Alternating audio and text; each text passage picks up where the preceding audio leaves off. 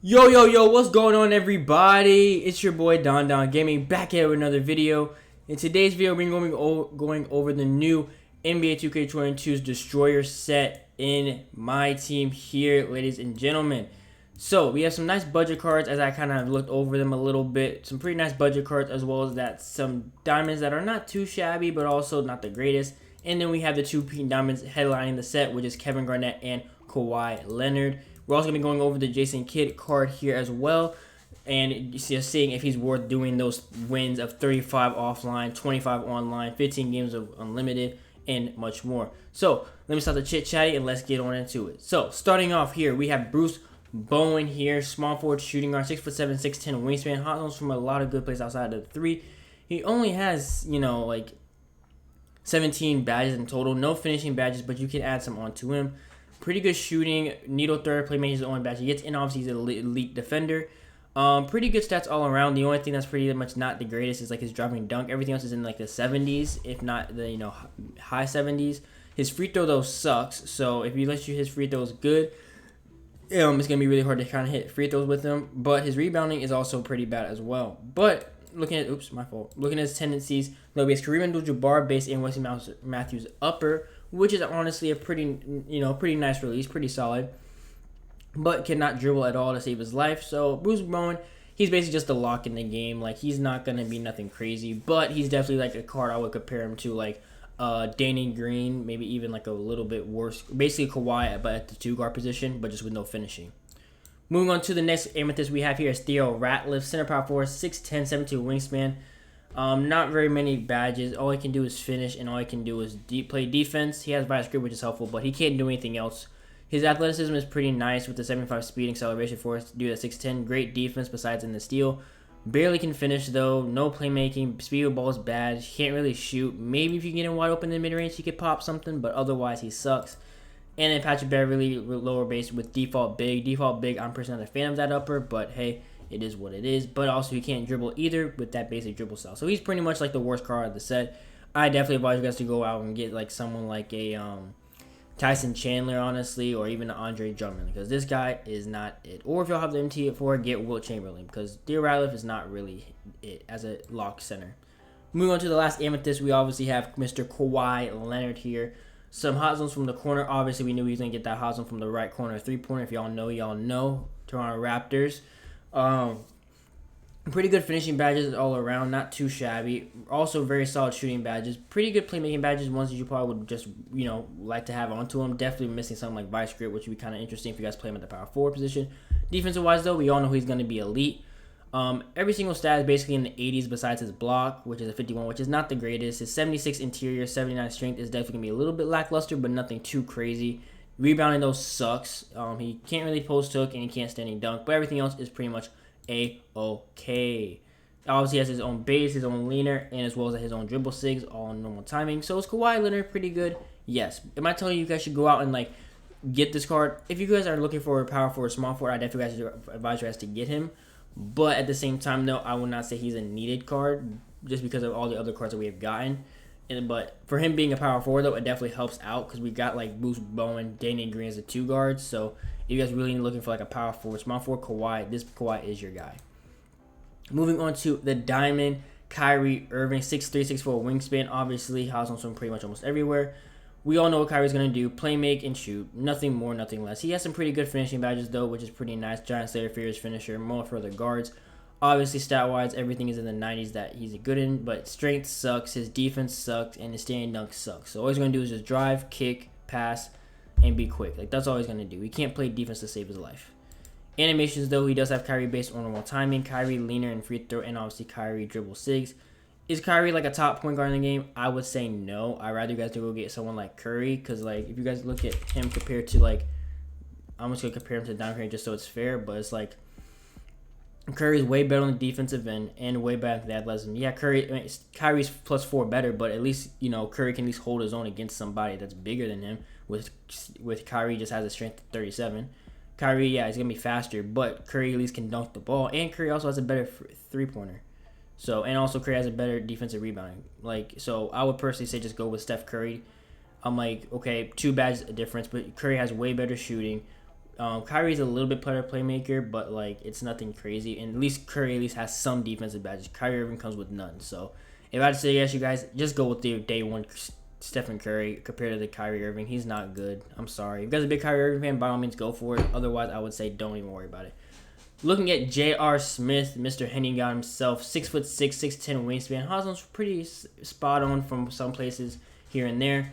Great finishing badges, honestly, with posterizer and limitless takeoff added onto him as his base art, which is awesome. Every single shooting badge in the game. Pretty much all the playmaking badges in the game as well. Definitely a little bit lackluster on the defensive end, but it's okay for right now. Stat-wise, though, he's pretty much everything in the mid-80s besides his block, his interior, and his strength. But with this player build, it might not be the biggest of deals, but we have to see how that plays out in game. Rebounding, though, definitely sucks. Post definitely also sucks. But everything else, though, is really, really good for him. J.R. Smith base is very nice as well. Pro 3 leaner, I'm not a fan of it, but he has the pro dribble style, which is also not the greatest. But if we do give him with like quicker shifty or Michael Jordan base, he will be nice with that Kobe escape and that James Harden behind the back. Is J.R. Smith worth it? If he's like over 300K, 200K, I would say no. But if he's like lower, like if he's like around 100K or less, I would definitely advise you guys to pick him up. Maybe even 150, but if that's a reach. But if you guys use Carmelo Anthony with him, though, he gets a pretty nice badge boost with the Space Creator, Slithery, Fearless, and Clamp Breaker, as well as that better speed with ball, driving, dunk, strength, vertical. So he definitely gets a really nice boost if you are Carmelo Anthony. So is J.R. Smith worth it? Yes, but is he gonna be worth that 700,000 plus NT card? No. Moving on to the Diamond Kyrie. Moving on to the Diamond Kawhi. You know, we're not going to go over his stats by himself. We're going to compare him to the Amethyst, see what's the big difference. Difference between them is just that he gets a little bit better ball handling, a little better athleticism, a little bit better defense, but nothing crazy. Like, stat-wise, they're pretty much the exact same. Badge-wise, I'm like, the Diamond is definitely a big upgrade in the shooting, especially with Silver Bully also helps, and him having a lot better defense. I personally would say, if you guys want Kawhi to shoot a little bit better and have a little bit better defense, you know, just a tad. Just because we already know Kawhi already has good defensive animations, but if you just want him to have that little bit more of a boost, I would say go with the Diamond. But otherwise, they're pretty much going to play the exact same besides in the shooting, because the gold and the silvers of these cards, of the badges, are going to be the difference maker. Plus, he also has a Hazon from the left wing as well. So that's my opinion on the Diamond of that. Moving on to the pink diamonds here of this set. Kevin Garnett. Hazon's everywhere inside besides for 3. 6'11", 17 wingspan. This man basically can do everything in the paint at will. Can shoot the ball very nicely. Pretty good playmaking badges in every single defensive badge in the game. The dude has 80 plus in every single stat besides perimeter, and his 3-point and his driving layup, which is kind of interesting. Kevin Garnett based on normal timing. Don't know how that plays out, but it could be very good. Joel Embiid dribble style is all right. And as well as that, base leaner is not good. Kevin Garnett, the best power forward in the game? Yes. Is he going to be the best center in the game? I would say no, just compared to someone like a Wilt Chamberlain.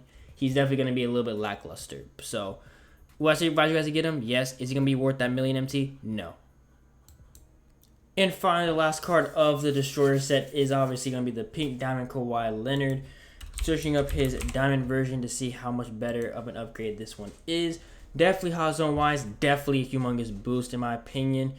Stat-wise, though, definitely better three-pointer and mid-range. A little bit better athleticism all around. Way better defensive in my opinion. Definitely still, the block is still not the greatest with a +9, but it is a better boost.